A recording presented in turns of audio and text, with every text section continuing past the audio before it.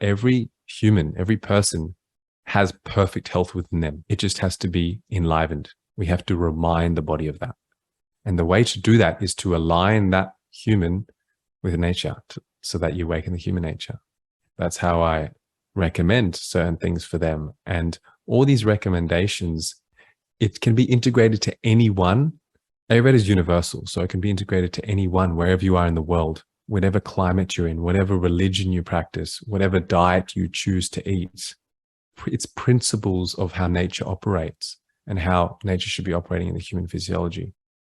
My early experiences with Ayurveda was, I won't say it was traumatic, but it's just, it was very laborious. And, it wasn't simple at all. And you say that you teach patients to effortlessly integrate these techniques into their daily life so they can thrive. So can you just give a synopsis of what Ayurveda is in a nutshell and how you approach it compared to, I think a lot of doctors, they give way too many things for people to do. I had a whole whole schedule of things that I had to do on a daily basis to, supposedly make it work. But talk about your approach and first of all, what is Ayurveda in your understanding? So Ayurveda is a Sanskrit word. Ayu means life and Veda means knowledge or science. So simply Ayurveda is the science of life. It is a very broad and holistic body of knowledge, which is governed by natural law. So how nature operates in the sense of life, human life, but all creative life. And it teaches how to live life with the most bliss, the most happiness, the most freedom, abundance, and pleasure. There's these four things in Ayurveda. And health, of course, is particularly related with wealth and abundance aspect, but health is there. So the essence of Ayurveda is through recommendations, through knowledge, which is really the knowledge of how nature operates and how, as we are nature, the human physiology is nature, how that operates. How can you align your physiology with nature to live your human nature? Because it says that every human, every person has perfect health within them. It just has to be enlivened. We have to remind the body of that. And the way to do that is to align that human with nature so that you awaken the human nature. And that's through various ways. Like you can simply say, like aligning with the seasons, aligning with the day, with the sun. This is circadian medicine. So various ways according to where the person's at.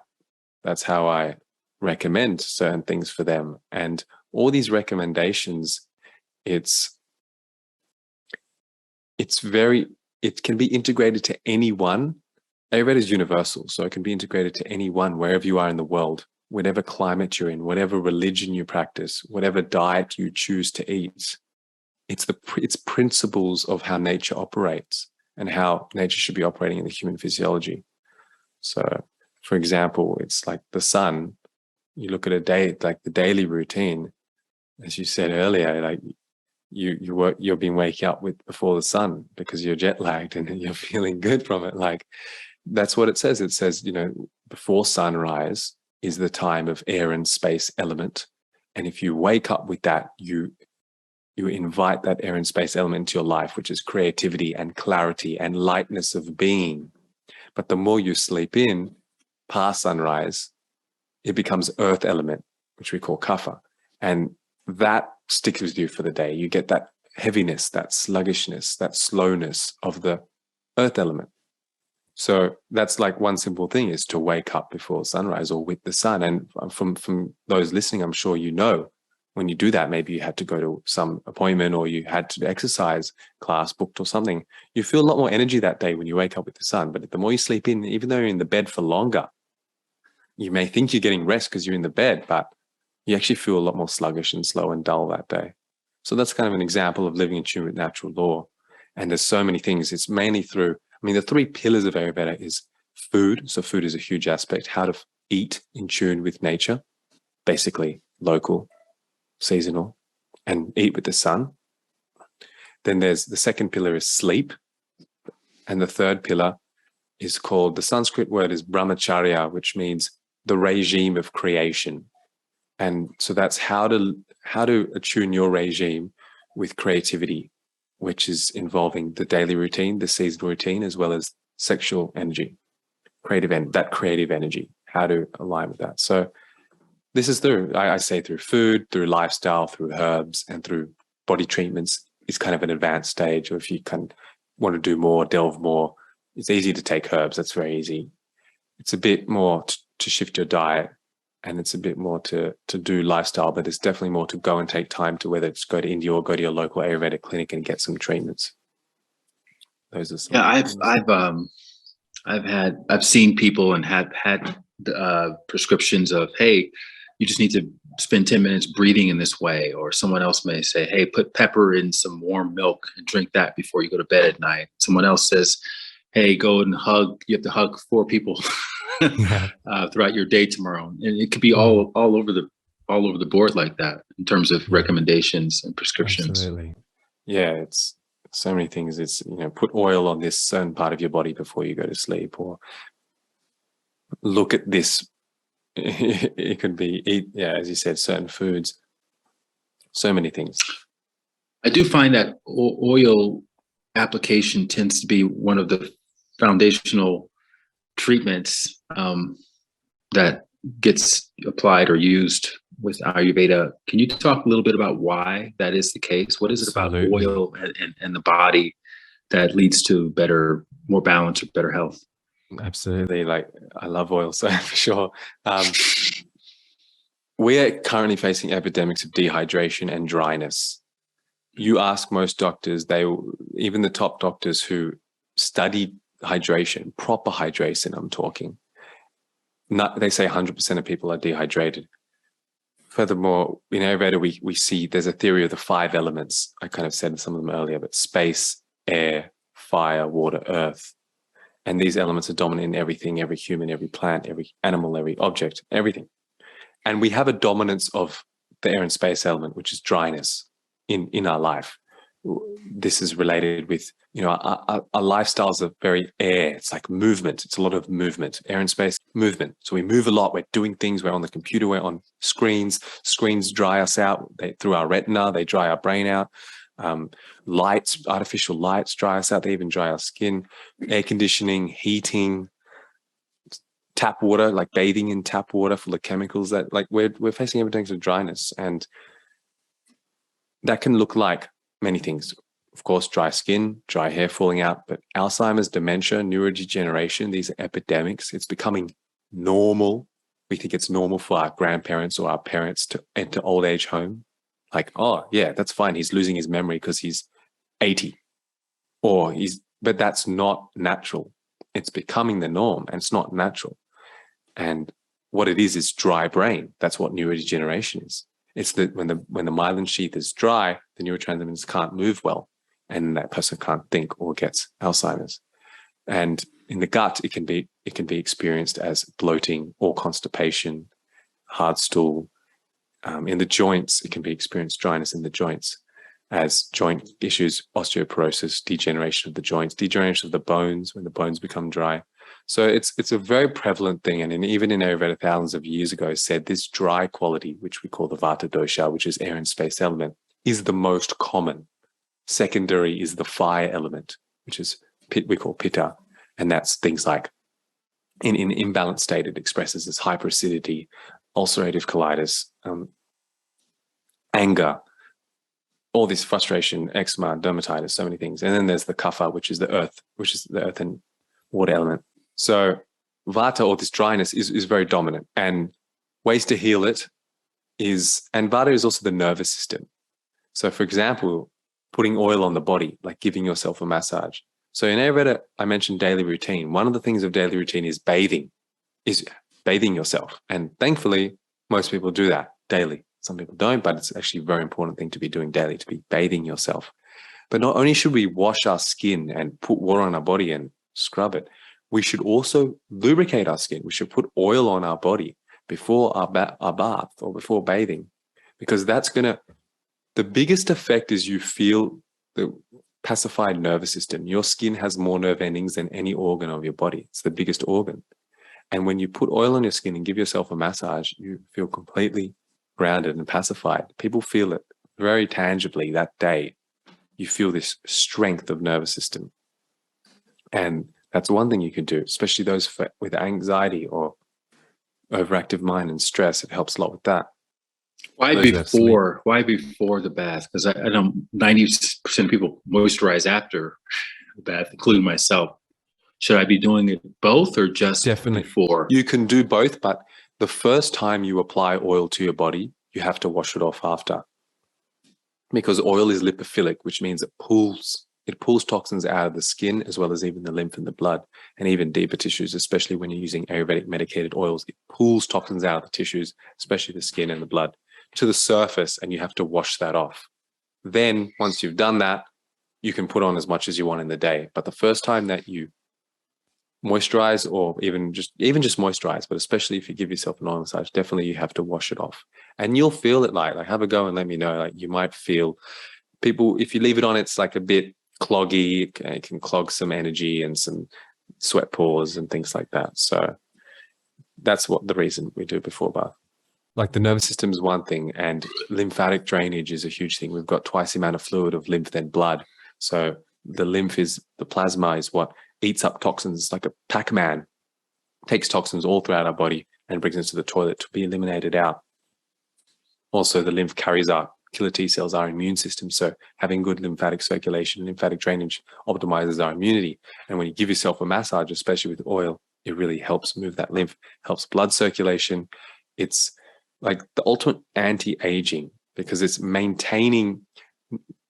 Dryness is degeneration of brain, degeneration of joints, degeneration of bones.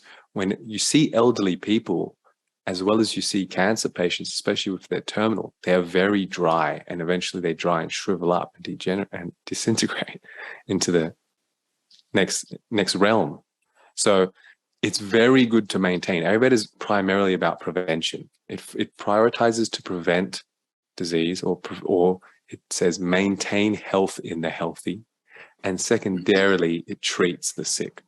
Because if we can maintain and put more energy towards preventative medicine, we're going to have a much greater disease-free society than if we just only treat sick people. And one of the key preventative methods is what we call Abhyanga, which means Ayurvedic oil massage. So that's one thing people can try. You can go to my website, download a free poster on how to give yourself an oil massage.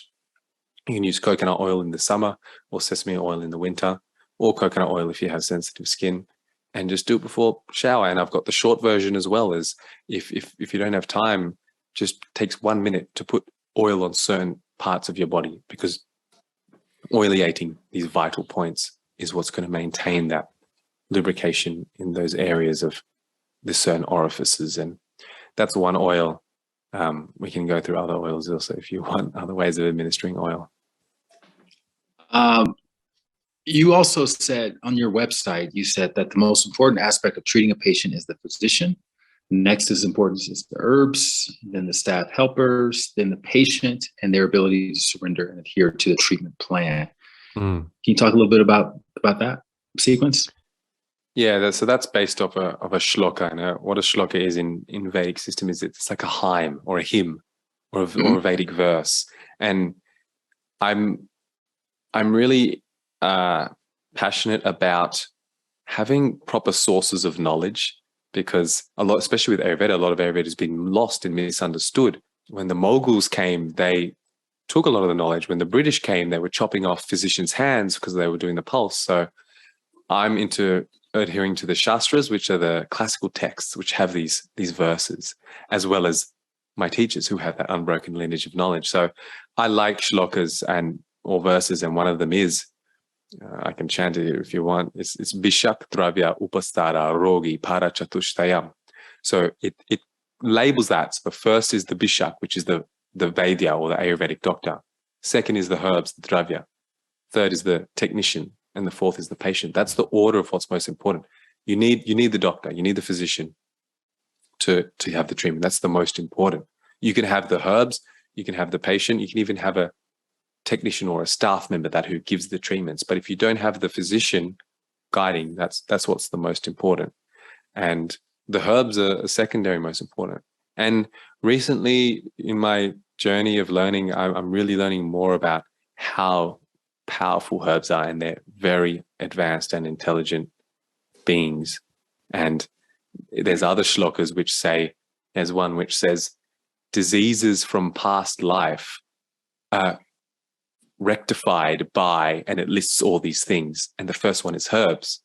And the next one is doing what's called yaga, which is like a sacrifice. And then one is doing meditation, one is doing mantra repetition. But the first is herbs. So that's secondary. And then, so these are, it's not really one is more important than it is in that order, but it's saying these are the 4 things required to treat. You need those 4 things. You need a physician, you need herbs, you need a staff member to help, and you need but the Vaidya, the doctor, can act as a staff, and you need the patient. And not only you need a patient, then it goes into the 4 things of what each of those need. And for example, one of the things that the patient needs is to completely surrender. And that's a huge thing to not think about. We ideally don't want patients thinking about their health and analyzing it and Googling and like, well, why are you giving me this? It's really just focus on your health rather than your disease. Enjoy your life. Go out and let me take care of you. That's what's the beauty of having a physician who you can just surrender to and trust and not need to think about your health, not need to think about your disease. Someone who you can just not even question, you just do it.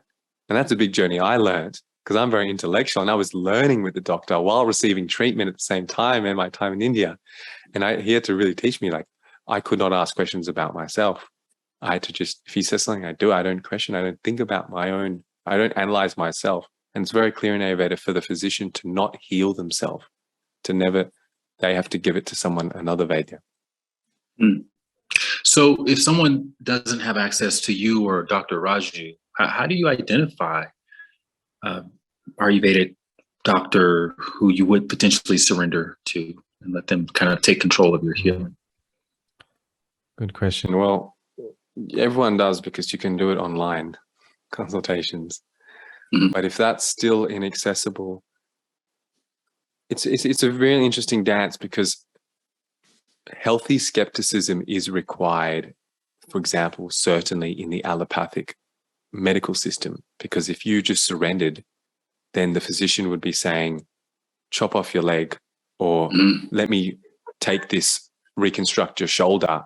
When if you could practice skepticism, say, actually, do I need to get a shoulder reconstruction and surgery? Or if I just do some massage and change my diet and lifestyle and do some physio and things, maybe I can fix it. Because a lot of the time there's inappropriate medical interventions a lot of the time. And so it is required in definitely in the Western medical system to practice that.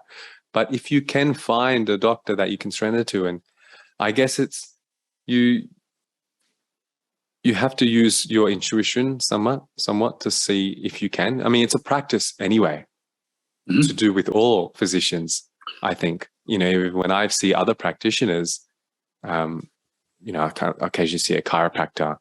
In the past, I've dabbled in other things, and I've had that approach of, sweet, like, I'm here. It's especially with, you can kind of tell, are they coming from a good place? Are they genuine? I guess it requires a bit of intuition to tell, should you be surrendering or should you have a bit of skepticism? Yeah, I say the same with meditation. Like, you have to feel a connection. You have to feel an inherent connection, kind of like what you described with your teacher.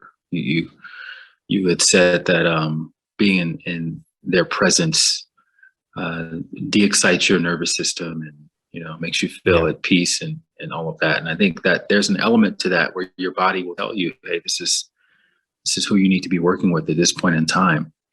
Absolutely. But you mentioned earlier eating with the sun, and I just want to spend a little time talking about the sun. Like, what's the Ayurvedic thinking on sunscreen? Is the sun dangerous? How do you eat with the sun? Talk a little bit about that.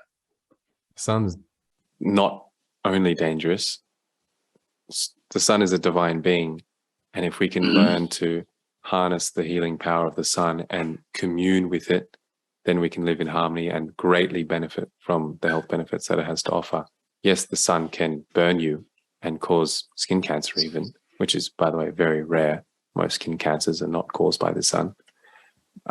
But so it's, first of all, let's talk about the skin and the sun. Mm-hmm. When you get sun exposure is very important. It's part of the daily routine. And vitamin D is very, very important.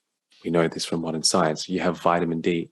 There's only 2 hormones which are in every single cell of the body. One is vitamin D, and it's actually a hormone. And the second is thyroid.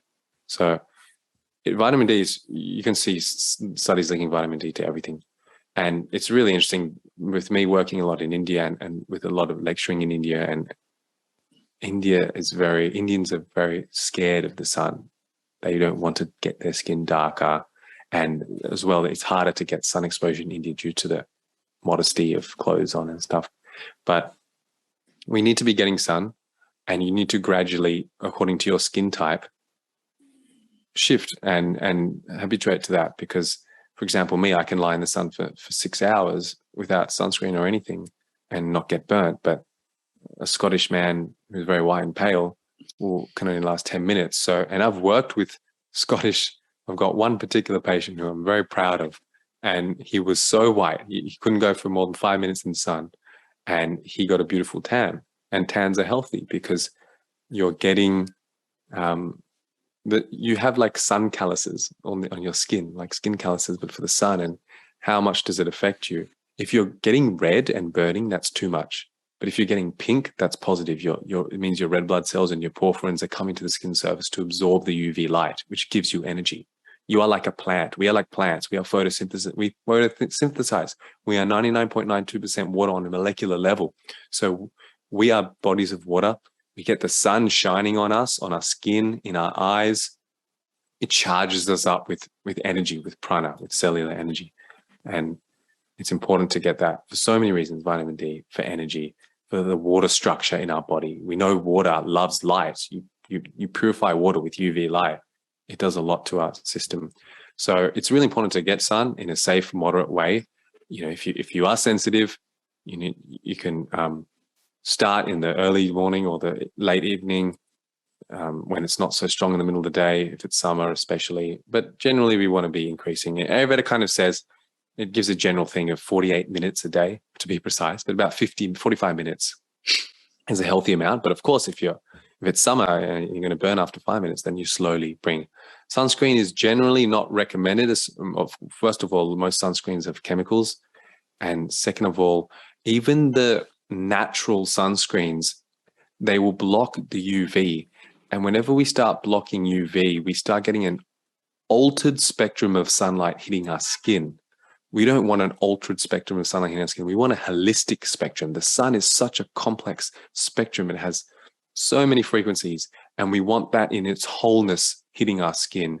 Then we're going to absorb its wholeness. But as soon as we start using sunscreen or even a window, that's also going to block UV light. We get this altered spectrum that is not as harmonious with our skin, and that's going to cause some reaction. The cause for skin cancer and melanoma is impaired skin physiology. So how does your skin metabolize whatever it gets, whether it's sun, whether it's a chemical, whether it's a lotion, whether it's the pollution, how does it metabolize?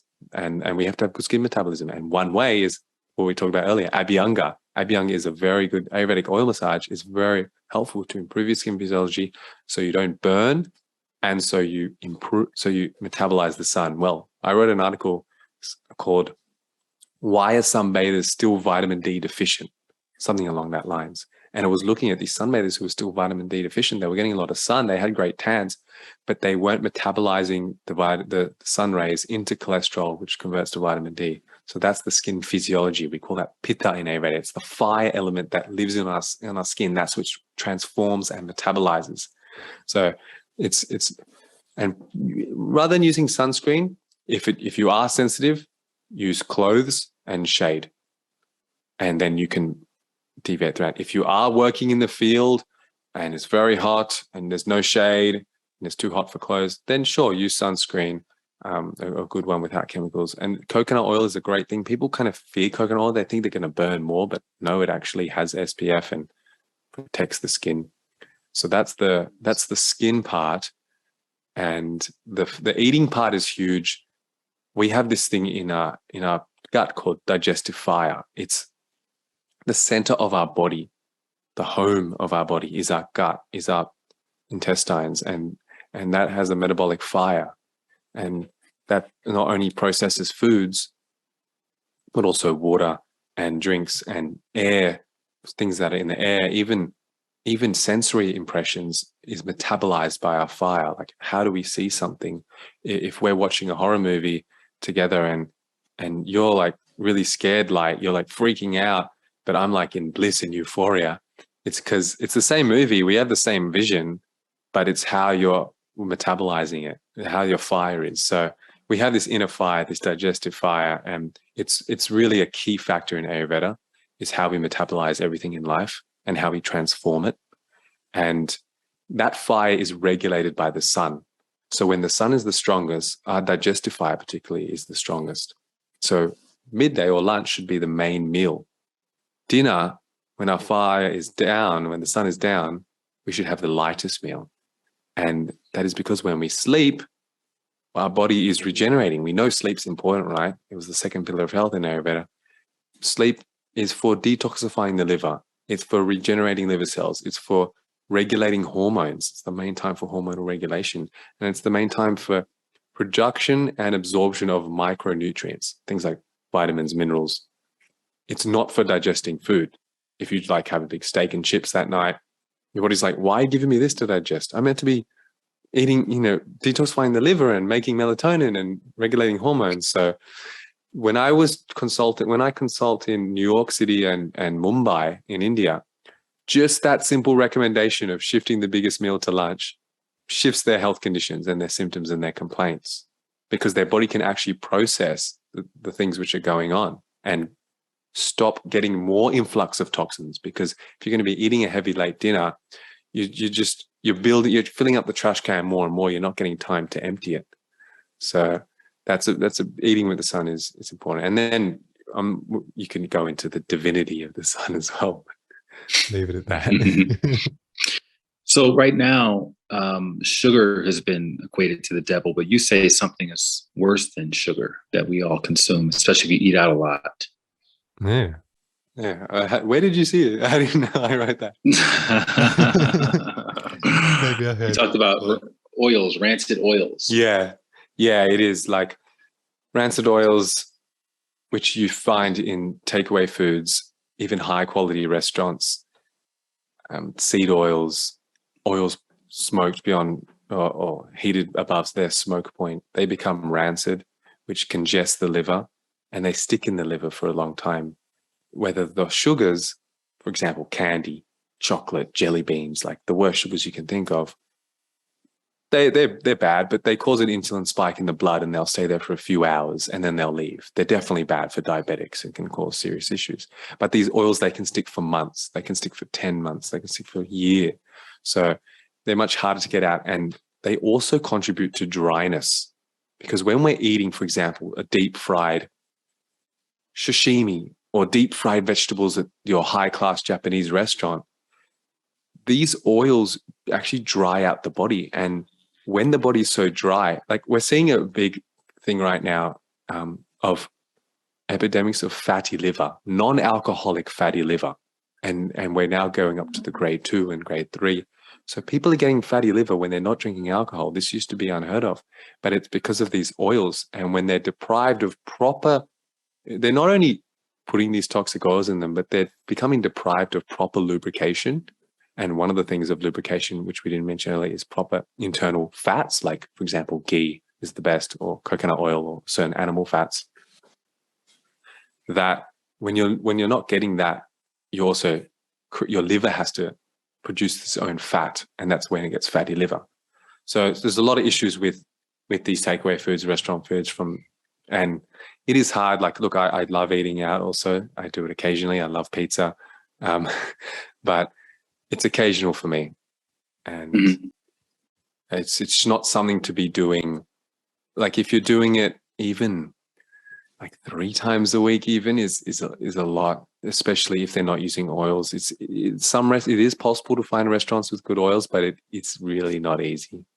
So if you can, get food which doesn't have oil, but make sure you're getting good fats in your diet if you're going to do that, if you really eat out. Okay, so we have people eat out a lot. Yeah, I actually eat out quite a Yeah, bit. I'm sure you do.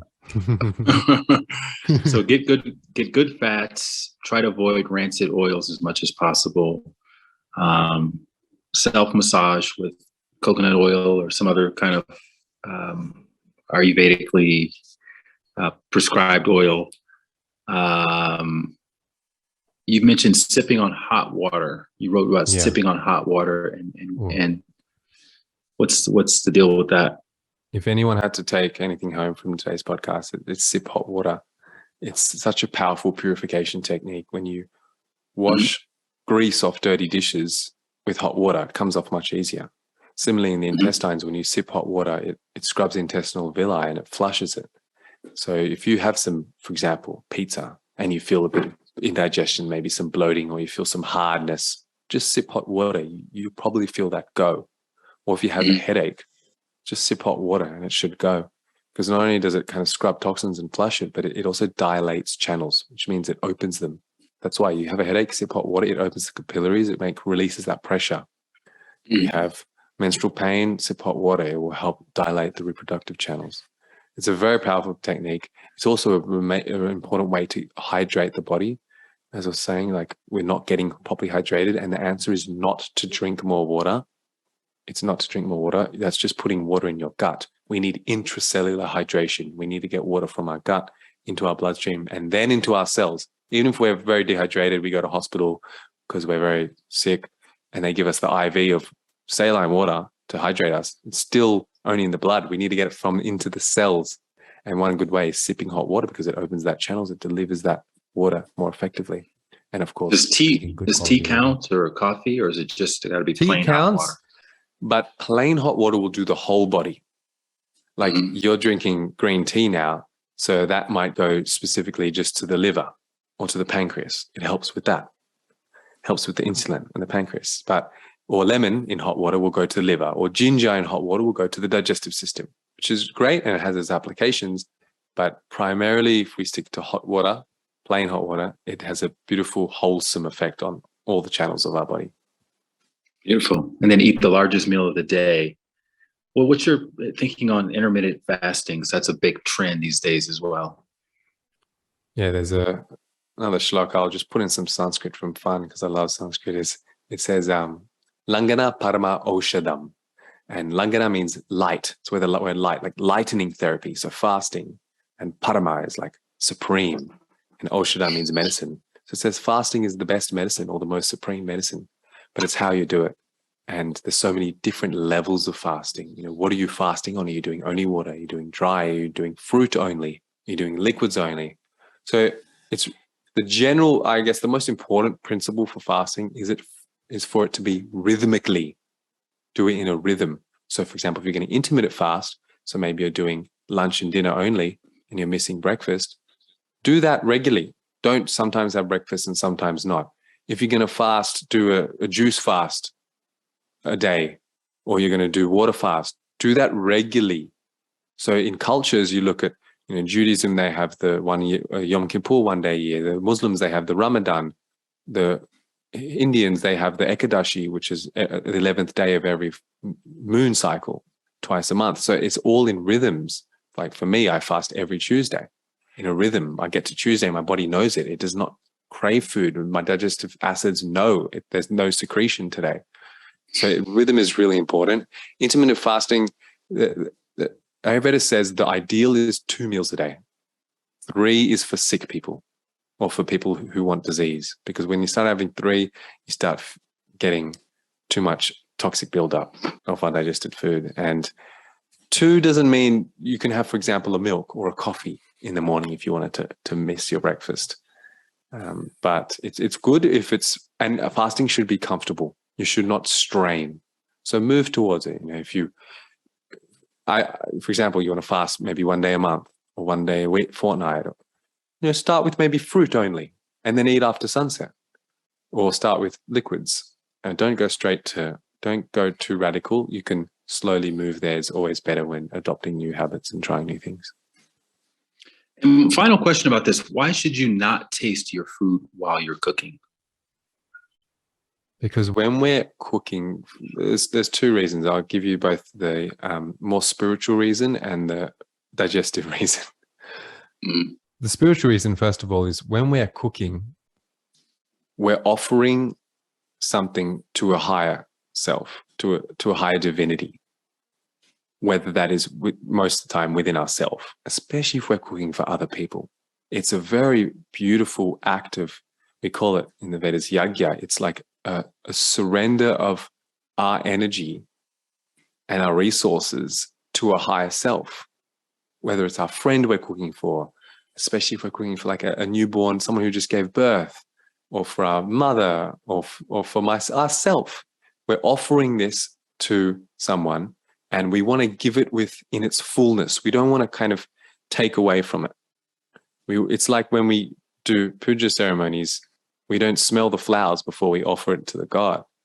Similarly, we want to give it in its fullness. And also, digestive-wise, you can imagine someone cooking and they're just tasting the food as they go. It's starting the digestive process. It's already it's confusing it a bit. It's like a bit of acid here and a bit of digestive enzymes here. Like, we want to just stop after we've cooked, sit for just a little bit, whether it's 5 seconds, do whatever you want, say a prayer, feel your pulse is a great time before you eat, because it completely activates your parasympathetic nervous system, which is your rest and digest, rather than the flight or fight, which is probably active, especially if you're cooking in a rush. I used to cook in a rush all the time when I was full in my clinic, and I had to quickly cook, and I could feel my flight or fight activated, and I had to stop before my meal, and I had to take a minute or less and turn on the rest and digest.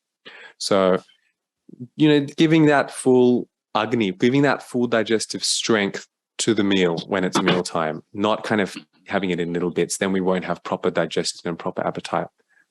You kind of grew up in a meditation-centric household, but I'm not sure if that was happening or how early on that was happening. So just talk a little bit about your introduction to the Vedas and all of that as a young person growing up in Bondi, and how your parents kind of got into it, and how they introduced you all. Is it just you, or you have a sibling? I have a younger brother and a younger sister.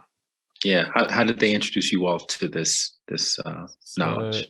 I learned to meditate when I was 6, and it actually happened. I fell off a tree. I was climbing a tree and I fell off and I hit my head. I fractured my skull and I was in hospital. I remember it very well. I remember being in hospital, the kids' hospital, on my birthday, and they had the people dressing up and coming into the hospital. It was pretty severe, but luckily nothing at the moment happened badly. But then my mother was scared, obviously, and she was meditating then. So she went to her meditation teacher, Thom Knoles, and suggested, what can we do to help? And Tom said, look, usually we don't start them until 7 years old, I think it was at that time, or 7 or 8, the kids meditating. But he said, but this will really help. But I wanted to do it with my brother as well, who was 1.5 years younger than me. So that was another exception. He must have been 4 at the time. So we both learned to meditate together. And I remember very clearly going to the meditation teacher's office and giving him a drawing, which he still has. He tells me all the time. He says, I've still got your thing. I don't usually keep them, but yours I've had. Because for children, when you learn to meditate, you don't pay. You give an art piece or something like that. So that's how I learned to meditate. And then it went on, and I didn't grow up in such a meditation household where it was, they were very into it. My parents still aren't it's not like a Hare Krishna household, which I see other people of they're fully into it and doing all this other stuff. But definitely we honored our parents and their meditation times. Me and my brother and sister, we knew Mum's meditating, okay, we don't disturb her. And that was always there. And as a child, I didn't meditate twice a day. And even as a young teenager, I didn't like sit down to meditate so much. Sometimes it was on the way to soccer. My parents would be, guys, meditate, you'll get better at the game. And my brother would sit and do it.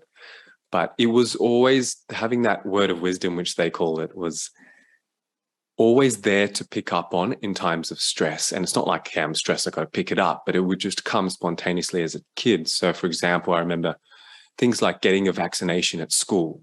I would be stressed by the needle. I would just pick up on it like automatically, or putting my feet into a hot bath when it's really hot and I need to like ease myself into it. I would pick up on my mantra. And so I'm very in retrospect, I'm very grateful for having that. And then kind of as a teenager, it died off. I didn't use it as much. And I then went to India when I was around 19 or 19, 20 on a gap year, like you do, or most of us do in Australia. After finishing high school, we generally work for 6 months. And so I was a laborer at a building sites, and then we'd go traveling for 6 months and spend all that money. And I went to India after, so I traveled Europe for 2.5 months on a real shoestring budget, like malnourished, not eating well, not consuming toxic substances. And then I met my mother, who was going to India regularly, annually, at least once a year, for her breast cancer. She went there to heal through Ayurveda. And Ayurveda is one of the branches of the Veda, of that body of knowledge which governs the laws of nature, of which you teach Vedic meditation. This was like the Vedic medicine. And so she like invited me to go spend, and it was so good because I came from Europe being malnourished to like being so nourished in this Ayurvedic center. And that's kind of like introduced me, but still I didn't really take it on. I remember after the Panchakarma, which is an Ayurvedic detox and rejuvenation program that I did with my mother, we both went to Rishikesh, and while she was doing other stuff, I would go and find the sadhus and want to smoke chilium. Like that's not a good thing to do straight after Panchakarma when my system's so clean. So I still wasn't into it, but then it was the next year that my girlfriend at the time wanted to try this Panchakarma, which my mother was always talking about. And well, let me wind back. The first one I learned yoga. I learned yoga asanas and pranayama, breathing exercises. And that, after learning that, I was really hooked. I was practicing like 2 hours a day in the morning while traveling India. I was still doing other toxic stuff like substances, but I was still doing this 2-hour yoga. I loved it. It was the first time I've done it.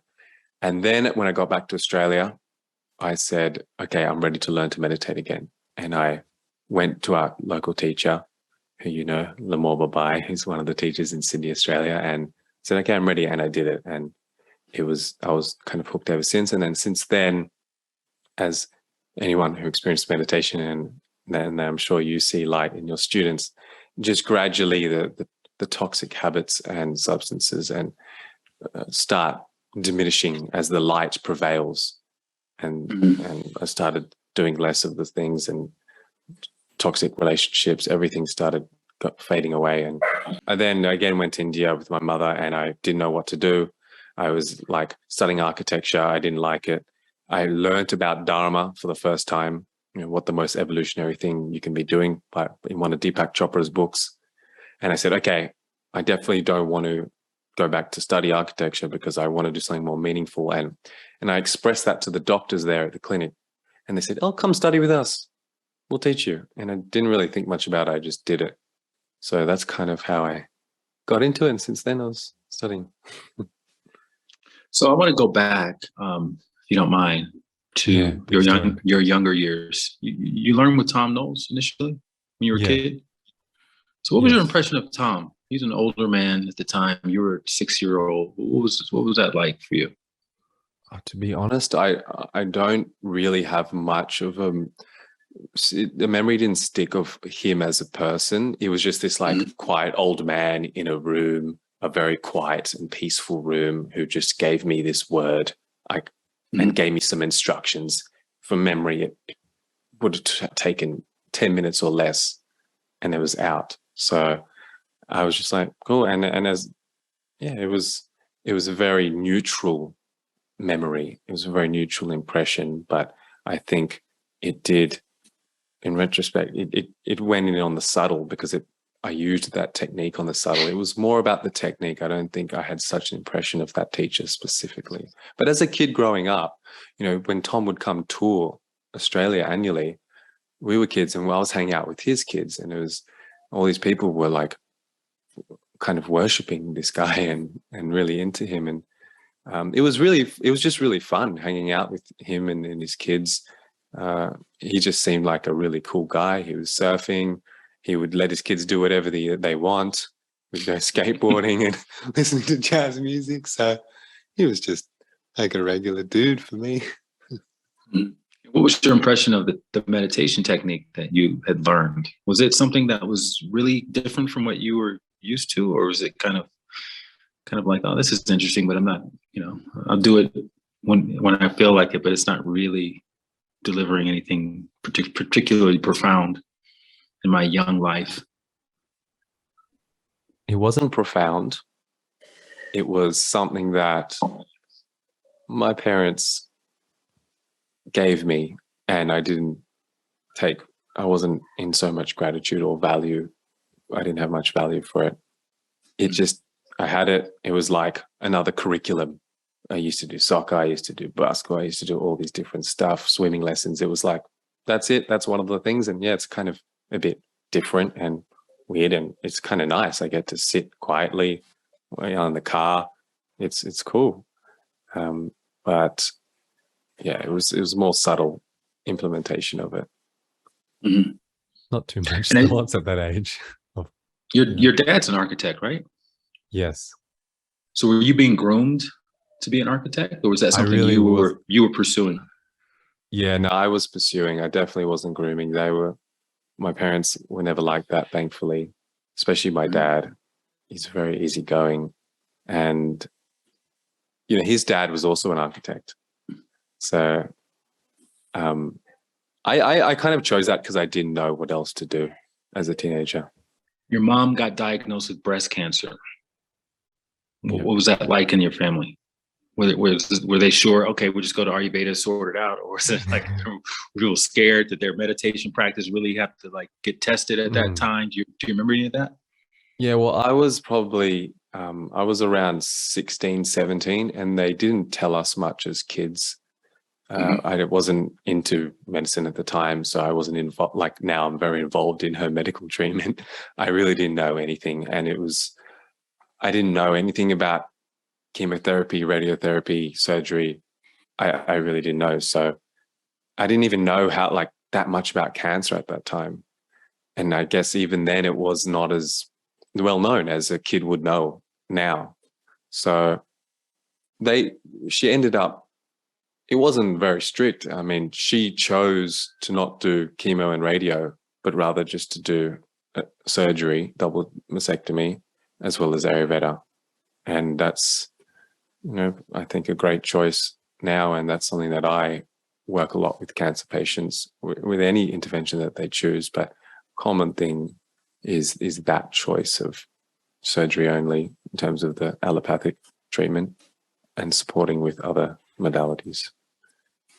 Do you remember, as a teenager around that age, do you remember your parents indulging in Ayurvedic lifestyle growing up? And did they introduce you to any of that? Or was it just like these weird herbs and stuff that they were doing?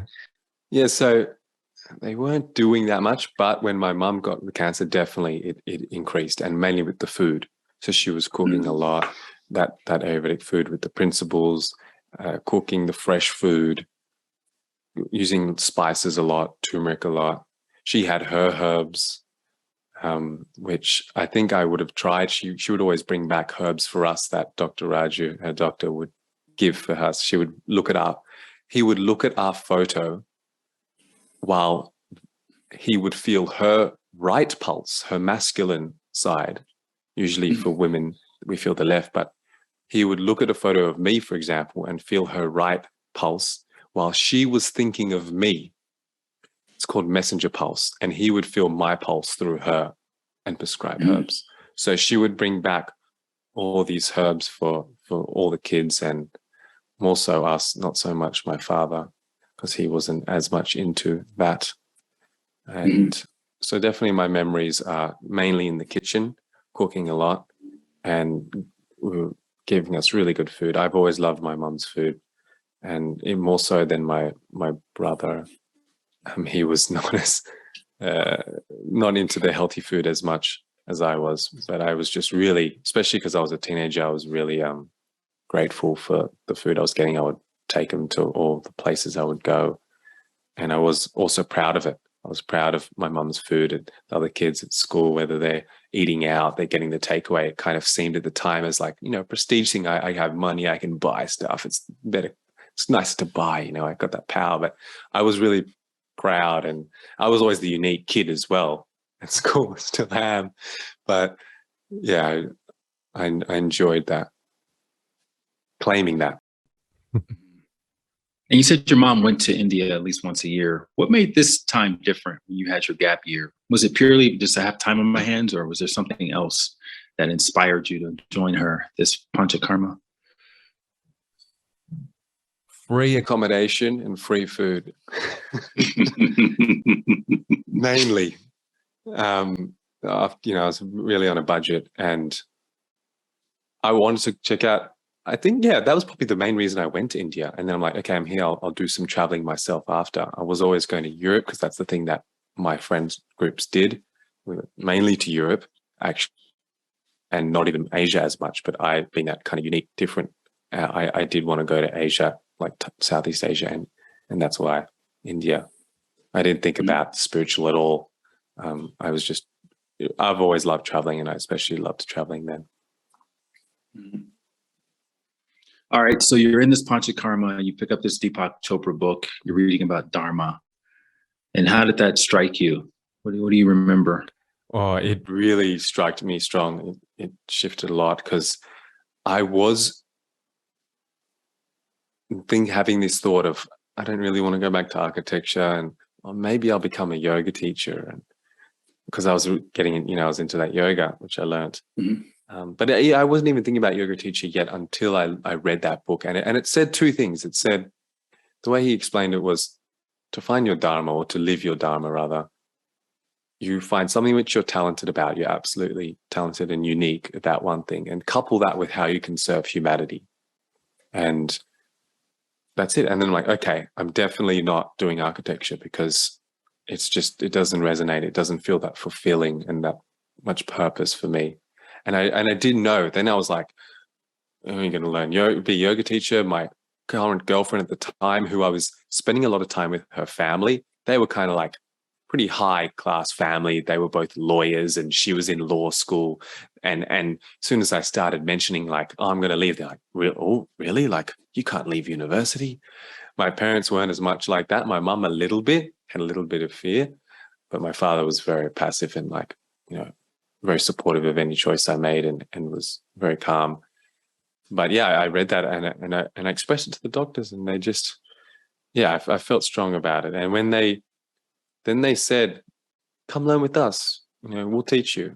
And I didn't think much about it. It wasn't even such a click. It wasn't like a bing moment. It wasn't like that. It was just like, sure, I'll do it. And he's going to start reading this book and come here. And then that was the beginning of that. So you mentioned Dr. Raju would read your mom's pulse and see a picture of you. Did he have special powers, or is this all purely scientific? Both. The pulse diagnosis is the number one diagnostic method in Ayurveda. There's 8 main ones. You can say, like pulse diagnosis, urine examination, stool examination, tongue diagnosis, touching the body, listening to the body, to the sounds of the body, just looking at the body.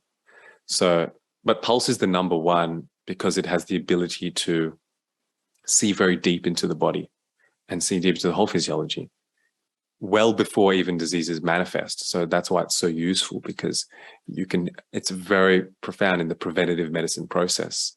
Because a lot of the time, like, I see my teacher and I tour different cities with my teacher around the world, and we see hundreds of patients. So that's one of the great ways I've learned Ayurveda, is just sitting in consultations with him. And he'll, a lot of the time, bring up something like lower back pain or lower back issues. And the patient will be like, no, my lower back's good. But he's like, no, but that's a weakness. So take these things to prevent that.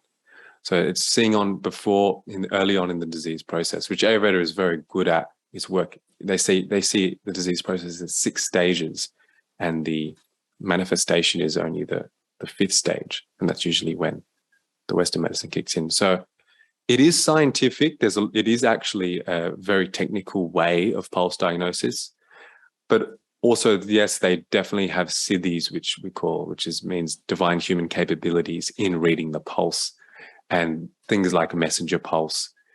Another example is, which I always give when I lecture pulse, is once my friend came to visit me while I was studying in India. And when we feel pulse, like I also do pulse diagnosis, but I don't have any siddhis like them at all, not a fraction of it.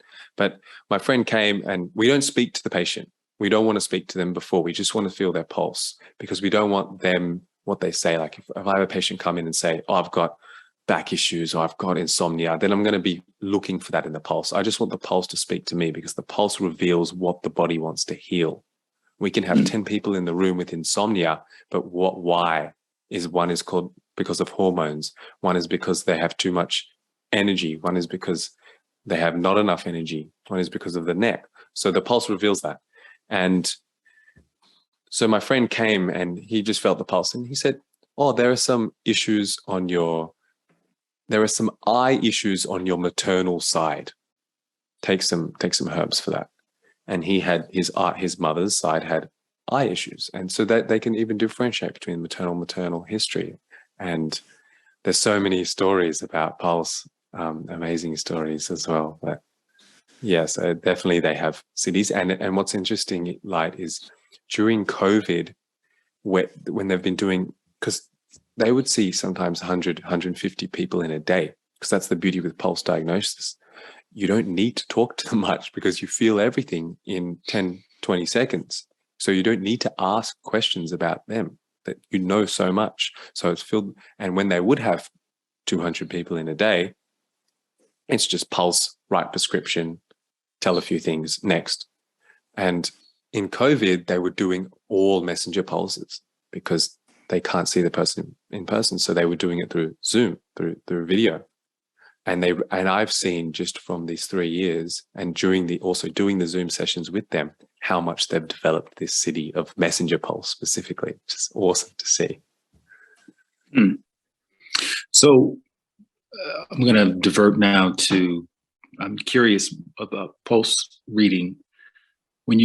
I've had this done before, right? And from what I remember, they have their first three fingers on my, the radial pulse. What are they actually, just if you had to give a layman's description, what exactly are they reading? Is it the frequency of pulse? Is it how the blood is moving? Is it like 1,000 things? Like how subtle is this? It's very subtle, and it's 1,000 things, and it's so. We don't teach, when we teach pulse, we don't say, okay, look for this, feel this volume, feel this level. Like there's so many levels depending on how hard you press. Like we don't share so much, or what part of the finger are you feeling, what type of pulse with which quality, things like that. Really, the way to learn pulse diagnosis is to experience it. And then from what you experience, you reveal to the teacher what you're experiencing. It's not, okay, now look for this. It's, oh, I recognize this pattern because I felt my pulse 50 times a day for 6 months. So I notice after, when I wake up, I feel this. And after meditation, I feel this. And before I need to go to the toilet, I feel this. What does that mean? And that's how you start learning. So sorry for the answer of not telling you exactly what, but there's... No, it's fine. I'm curious, are there any sort of self-implemented pulse reading techniques 100%. That a layperson could try out, like in real time? 100%. And, during COVID, when people could not come to India for Panchakarma, which is the Ayurvedic detox and rejuvenation process, we have a clinic here, and a lot of people come for their annual health. People couldn't do that. Plus, they couldn't get herbs. This is when we couldn't receive shipments from India. And I said to Dr. Raju, what are we going to do? Like, people are, they're kind of suffering. because they were like stressing out and feeling their health not being maintained by the Ayurveda. He said, we have to teach self-pulse. That's the way they're going to improve their health. And we're huge believers on teaching self-pulse. Feeling your own pulse is not so much a diagnostic, or not so much a self-diagnostic method, which it can be later, but it's more a self-referral mechanism. Because the pulse contains the knowledge of your whole self, capital S, self, it brings you back to that. We especially prescribe self-pulse for people with panic attacks and anxiety attacks, because as soon as they feel their pulse, it completely brings them into their body. And one of Maharishi Mahesh Yogi once said, one of the ways to unity consciousness, to that experiencing that state of consciousness of unity, is through self-pulse. And it is a profound thing. And it's the basis to learning pulse diagnosis. And it's very, very easy. And pulse diagnosis is very, very easy. Is there like a party technique we teach? Is there like a party trick technique you could walk us through right now for self-pulse? I mean, I can do it. Okay, I'll do it. If not, I totally understand. It's like when people ask me to teach them to lead a meditation on, it's like the last thing I ever want to do on a podcast. Okay. So I get it if you don't want to do it. I'm just curious. I better not, just because there's some things to go through a little bit, but it is very easy and it can take 5-10 minutes, and it's much easier with a camera. But it's, yeah, I'll leave it, but we do have a course on our website with Dr. Raju's who've taught it, and that was the one during COVID. And we made it very affordable because we just wanted everyone to do it. And it's a beautiful, it was amazing. And to do it in the collective, that was a real thing that they emphasized, is like they wanted everyone to have even their videos on in the Zoom so that they could see. And it was an amazing collective experience. And we did feeling our own pulse together. Like, it's very simple. It takes less than 5 minutes to learn how to feel your pulse, but then it's kind of how to use that initially. And we played certain pieces of sounds or music, or looked at certain things while we were feeling, to experience different fluctuations and then understand the patterns of how our environment and experiences can influence our pulse, and then that influences us. And we'll put some links to that in the show notes to the course. All right, so let's loop back to your story. Talk about the early days of being a protege. Now that you've identified that this is something you want to take seriously, what was that like? Did you spend more time in India, or I know you studied in Australia as well, but walk us through like the sort of montage of how that came together. Sure. So when they said to me, come study with us, they also said, don't study anywhere else, just study with us. And I ended up studying in Australia to get certified for legal reasons and things, and it was good. But I did have to do some unlearning, which is one of the reasons they said that. And I went after this course, which was about 1.5 years to get certified on. I went there and I just showed up. And for I used to spend half the year there for the first few years of learning, and especially the first time, because it's really interesting. And this lasted for a few years. Of these guys, they learn, so they've been healing for generations. There's very few families that have that unbroken lineage of knowledge that have been healing for many generations. And they start learning at 3 years old, 7 years old.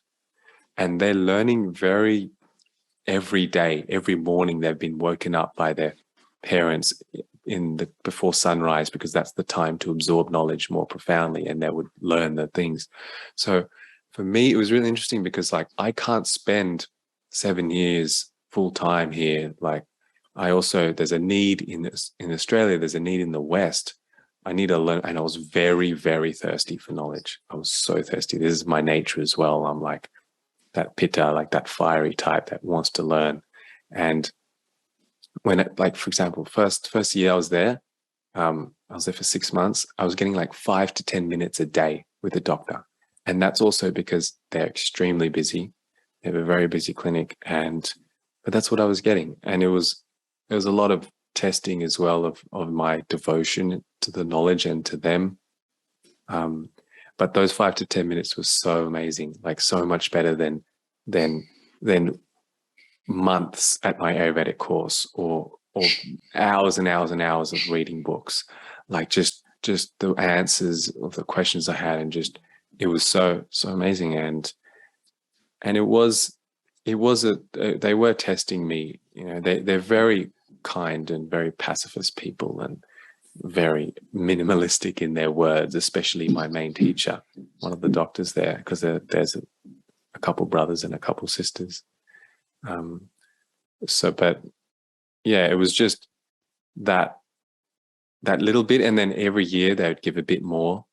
And there were other people who came to learn as well. Like I remember one German lady in the early days. She also was similar age to me, and she also wanted to learn, but she didn't last. She couldn't take the lack that they weren't giving enough attention. They weren't giving us like time. But I kind of hung in there and made use of my time by reading and doing other things and practicing what I learned. And then it just got better and better every year, and it keeps getting better and better every year. And I would be doing this probably for the rest of my life, or until at least they're there to teach me. This was deliberate on their part, right? Talk a little bit about that approach to teaching and to learning in that sort of Eastern, ancient Indian fashion, with the student and the teacher and them having to show a deserving power, etc. Yeah. So look, I can't say too much because I wasn't in it, and I'm not really in. Well, I do teach people, but I'm not like them. And yeah, it's checking how worthily this human is for the knowledge. But a big thing was, how much are they doing the work themselves? Like, how pure are their vessel? It wasn't like, okay, like I was thirsty for knowledge, definitely. Like they could see that. But also the big thing was like, how well are you doing your inner work, essentially? Like when I was more like physically sick, like I had a chronic skin condition, and I still, still there to some extent. Like when that was worse, then like they would give me less. But when I was physically well, and definitely mentally, emotionally, they would give me more. So it was a lot about, what I've learned with them is not so much intellectual knowledge, but getting capabilities to heal. We call it in Ayurveda Dhanvantari, which is like healing capabilities. That's what I do now in my initiations, more than intellectual knowledge. It's certain practices to enhance capabilities to heal. So it's as you said, it's checking they're worthily there and ready. And the sister was always more gentle and calm, and like a more generous, like a mother. And she would always say like, Krishna is so proud of you. And I'm like, whoa, I didn't know that. Like he doesn't say anything to me, like, and it made me feel so good. And then another thing would be like when they would get angry, like they are these kapha, which means like they're big, friendly, oily. Like people say this Krishna, Dr. Raju, laughed more than Maharishi Mahesh Yogi did. Like his real name is Ananda Vardhan, which means increased amount of bliss. He is the most blissful person you will meet. His giggle, he laughs so much. He's like never negative. And then the more I kind of got closer to them, and the more they trusted me, and the more they gave me knowledge, sometimes he would be strict with me and tell me off. And that would be amazing in many ways. It was very hurt, like it fully touched my heart, and made me very upset at times, because I love him like a divine love, a guru love. It's hard to explain. It's not like any other love, not like a romantic love or a lover or even a family member. It's different. And when he would tell me off, but it would also show to me that I am actually, he can do that because we're close enough. And someone else who he did it to would be really hurt and scared and would leave. So it's really nice when he does that. But also when he does that, I'm like, okay, I really have to behave, and it really teaches me to shift my behavior or my actions significantly. You end up opening up this clinic a couple of years later. Did you know that was going to happen, or in those initial days were you just thinking, I'm just learning and healing myself and No, just sucking up as much as possible. Do they, no, and also do they anoint you as like, okay, you're ready to go help people, or how does that whole thing, how do you know you're ready? no. It was always there. Like when I chose, like that first time when they said, come stay with us, I'm like, okay, this is going to be my profession, because that's for that time for me, that was an important part is career.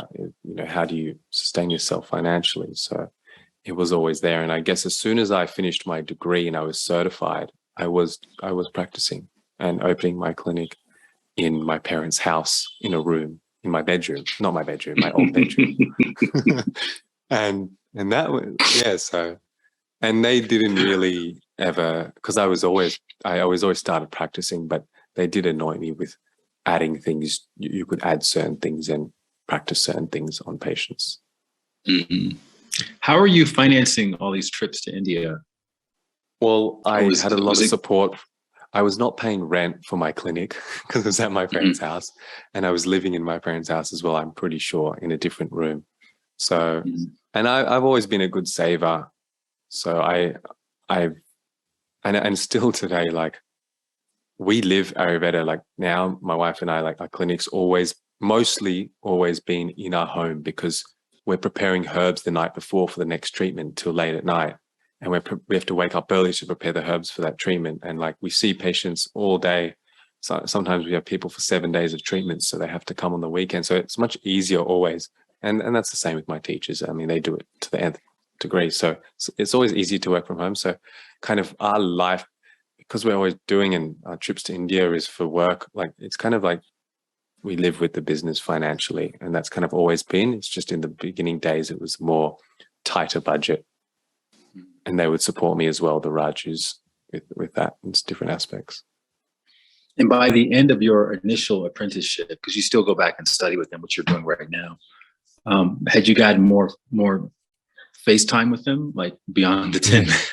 Yeah, absolutely. Yeah. It increased and beautiful. Yeah. Now there's a lot of good stuff which happen and a lot of time. And they come to Australia, I bring them there, and that's like a lot of time as well. But that's also work, but for sure. And you consider them to be your guru, or is there one of them that's your guru? I consider them, and that's something also that I'm dancing with. But yes, there's even more. There's 3 siblings now. One of them passed, and the oldest brother, who's 20 years older, has 3 children who are all Vaidyas, who are all Ayurvedic doctors. And I consider them all to be my guru, but there is one who I've definitely spent the most time, who's the head of the clinic. The other ones were traveling a lot, going to Europe. So yeah, he's the main, but I touch their feet, all of them, when I see them. And I would give a lot for them and do a lot for them. So for the listener who's unfamiliar with that type of dynamic, the guru student dynamic, or disciple dynamic, or devotee, I don't know how you characterize yourself, but can you just talk a little bit about that? Because I think to Western ears, it could be a little bit bewildering. Absolutely. That you submit yourself, to someone's feet who's your guru. And that's something that the feet thing is like something which I did later. We'll talk about that in a bit, but it's just, look, I understand that guru-student relationship is not common, especially in the West, and I'm very grateful for it. I think it's just my nature is, it just happened that way. Like I fully wanted them, and I just got attracted to them like a magnet, and I just wanted to be like them. I wanted to learn from them as much as I could, and I wanted to work with them in collaboration and in alliance. And for me to have, I'll use the word guru, but you could say mentor or teacher, it's very supportive for my journey, for both my personal inner journey as well as the work that I do, because I don't have to make as many decisions, and I can just, and there's also a dance of listening to your own inner guru or your own inner self. But it's like, for example, buying a house, which is something we want to do. Me and my wife, we had some, we had some disagreement about a house. I wanted one, she didn't want that one, and we just asked him, and he decides. It can kind of be easy like that. But it's just someone that I see, just want to respect as much as I can, and honor, and give back to him, and him is essentially giving to people. That's all. Like, that's one thing my teachers are like. They are the utmost about dharmic people. They just want to work. They have very unhealthy lifestyle because all they do is see patients and prepare herbs and sleep at ridiculous hours, even miss meals. And I don't want to be like that. I don't want to be everything which they are. And even they recognize these bad things. Like, they don't want to pass it to their children who were like 12 years old, who are becoming doctors, because their children, they're afraid that their children are going to not want to do this because of how unsustainable some of their life is. So there's a whole dance there. But it's just the teacher is like that. And the touching the feet thing is something which is, I like tradition and I like culture. I love India. I've spent so much time here, and I love indigenous cultures, indigenous Australia. So I kind of learn these things, and then I learn the essence of them. So the touching feet, it's a common thing in India. It's a sign of respect, and the feet have like the energy of the person. It goes out through the feet. Energy goes out. So some gurus, even, they don't let people touch their feet because they take their energy away. Like Maharishi Mahesh Yogi, who's your teacher's teacher, my teacher's teacher, he would never let anyone touch his feet because for him, it'd be like a draining of his energy. Even the older doctor, Raju, he doesn't really like people touching his feet, but I still can, luckily, sometimes. And sometimes you got to play with it. But it is like I touch with 3 of my fingers, which are the 3 fingers which we feel the pulse, which kind of give the energy. And then I touch that on the center point of their top of foot, which is the heart of the foot. It's a vital point, which we call marma point. It's where acupuncture points come from. So, and I cross. So it is an exchange of energy. And when I touch the feet, I'm receiving their blessings. And even the sister, she'll always say, well, I touch feet, bless you, God bless you. But it's receiving this energy, and it's this flow of energy. It's kind of like making love, but through a different form of touching. It's that circulation of energy between the teacher and the student. So, and I don't do it a lot. I do it probably, like, for example, I'm here for 2 months with them, and I'll probably do it 2 or 3 times when I see them. First, when I get initiated by them, and when I leave, maybe something like that. So you got into all this at a very young age, and you're from Australia, Bondi specifically, heavy drinking culture. And I'm just curious, this is for all the young listeners who may aspire to do things that are a little bit outside of the box. How did you integrate into your life with peers who were interested probably mostly in going out and getting drunk and, pursuing those kinds of more superficial outlets for fulfillment? Was that a struggle for you at all? Or you just kind of hung out with probably older people, I imagine, people who were like, into the things that you were into? I was still hanging out with people my age, but it wasn't so much a struggle with me because I was always the odd one out, and I was always owning that. I wouldn't be scared. I would own it. And even though my friends would kind of tease me, although they were my friends, they still would make fun of me that I'm doing weird stuff, like, I don't know, not wearing shoes at school or whatever it was. I didn't care. I'm that kind of person. I'm an Aquarius rising, so I'm just I'll do what I want. But I stopped drinking abnormally early for my culture.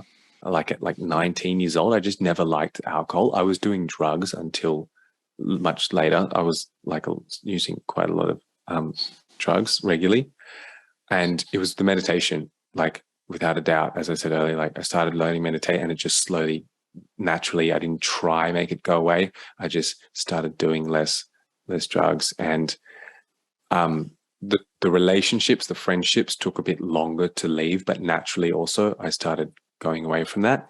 And there was definitely a point where, and I see it a lot in young people who learn to meditate, particularly, of like, I feel lonely as my friends, but I don't really want to be with them because I don't enjoy that so much. I want to find my crew, but luckily, you know, Sydney community also has a wonderful conscious community, and now it's much stronger than it was probably over 10 years ago when I kind of made that transition to a more conscious community. I mean, now I don't know about, I'm sure you're into them, but like, it's amazing seeing the communities now in Sydney and Australia. Like, I love seeing, I go to a lot of these conscious events, like, for example, monthly drumming circle. We love, it's like a meet up in the bush. It's 150 people dancing like crazy, partying like crazy, like people. And we see people who come for the party and they're into drugs and alcohol. And sometimes they even bring it. It's not allowed. It's drug and alcohol free, but they're like, wow, like this, and they're really amazed and they're really inspired and they get open to. So I think now it's a beautiful thing that's possible. Well, I always like to sort of wrap up with this question, and I think I'm really curious to hear what your response is to it, which is, how are you thinking about success these days as an Ayurvedic practitioner who's, you know, very much living in alignment with those principles? For me, it's becoming less about serving masses and more about finding a bit more moderation in my own life in terms of how I enjoy myself and my time. But at the same time, giving people as many people as possible, but even it's more about the quality of the healing. That's for me, success is how much, to what capacity and what extent can I support people to heal themselves and support them to shift themselves into a more happy and healthy person. That's what success means. The more I can do that for people, and that goes that goes beyond the body. That goes to support them in their spiritual expansion, spiritual evolution.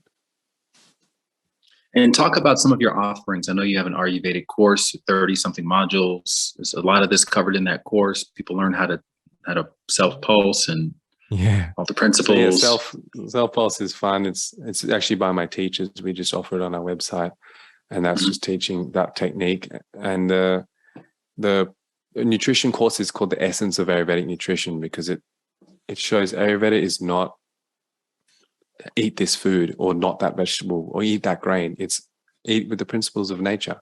So it's how can you, my kind of intention for that course is for people to come across any food substance and know, by understanding the food in its qualities and in its elements, how to apply it therapeutically.